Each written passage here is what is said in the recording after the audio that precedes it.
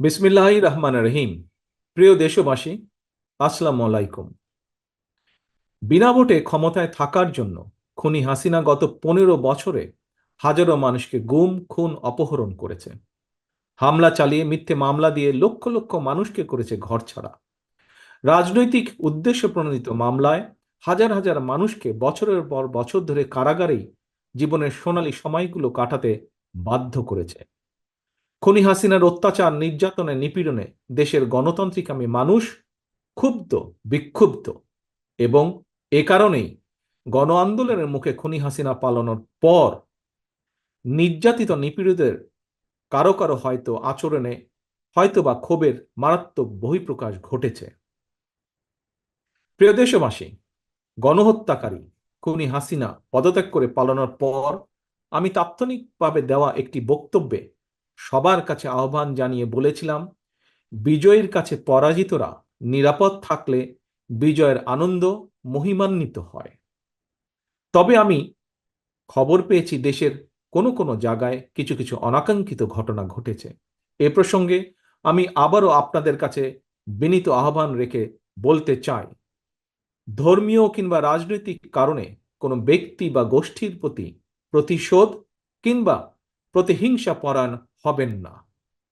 বিশেষ করে সংখ্যালঘু জনগোষ্ঠী কোনোভাবেই যেন হেনস্থার শিকার না হন, সেটি নিশ্চিত করা আপনার, আমাদের সবার দায়িত্ব।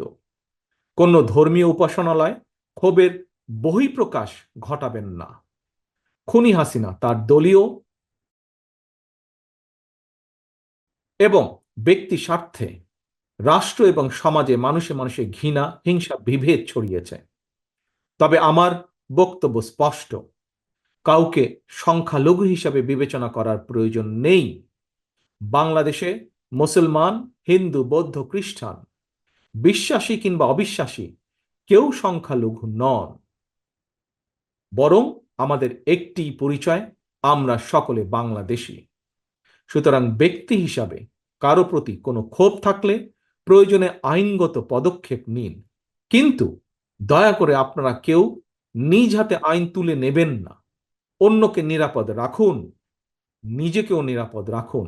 নিজের মহত্ব দিয়ে প্রমাণ করুন আপনি আওয়ামী লীগ নন, বরং আপনি একজন মানুষ।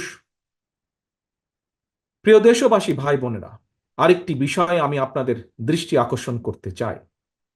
আইন শৃঙ্খলা বাহিনীর কোনো কোনো সদস্যের প্রতি কারো কোনো প্রতি ক্ষোভ থাকলেও নিজেরা প্রতিশোধ গ্রহণ করবেন না।